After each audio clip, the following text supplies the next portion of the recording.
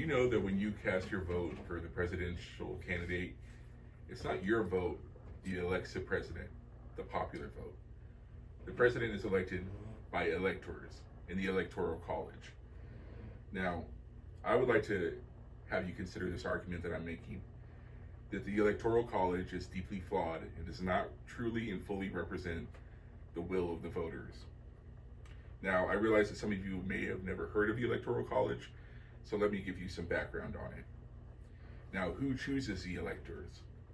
Well, political parties do. Usually before the general election in November, they choose potential electors. And then when we vote in November, our vote influences those electors, and then they go on to vote in December and choose the president. Now, this map is the most recent Electoral College map. It shows all the Electoral College votes for all the states and the District of Columbia, and it's the same number of members of Congress for all the states and just the District of Columbia.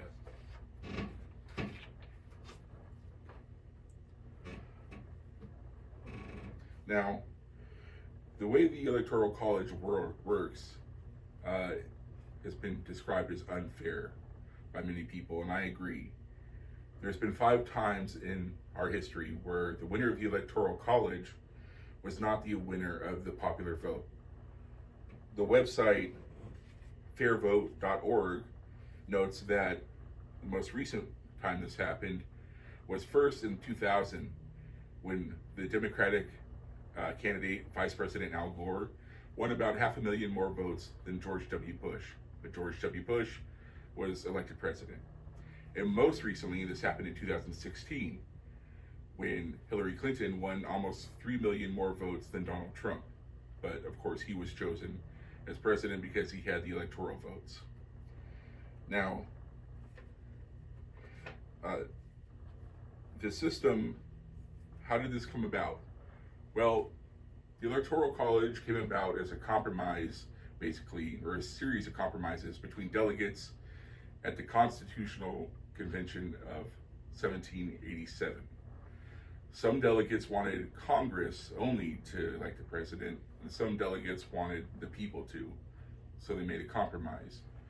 But there's a darker compromise behind this, and that is that the southern states wanted slaves counted as part of their population, because the population determines how many electors they get. The northern states said, well, slaves don't get votes, they have no rights, so they shouldn't count. So they came up with what is known as a 3/5 compromise, where they decided that slaves counted as 3/5 of a person. Now, even so, this still caused the southern states to have more electors and therefore more power. And the Brookings Institution article, "It's Time to Abolish the Electoral College," they're the ones that noted the Al Gore and part of the story. And the Brennan Center for Justice is where you can find information about the background with slavery, kind of being part of why the Electoral College was created. Now, how do we change the system? The Brookings Institution article, "How to Get Rid of the Electoral College," points out that the system can only be changed or altered or gotten rid of by a constitutional amendment. Now, a constitutional amendment requires 2/3 of the Congress and 3/4 of the state legislatures approving it, ratifying it. And that's highly unlikely to happen anytime in the near future. So I'm going to leave you with this. Like I said before, the Electoral College is deeply flawed and doesn't truly or fully represent the will of the voters. But we need to change it somehow, some way. Whether we put pressure on our elected officials, the ones we do elect directly, or, just putting pressure on politicians in general.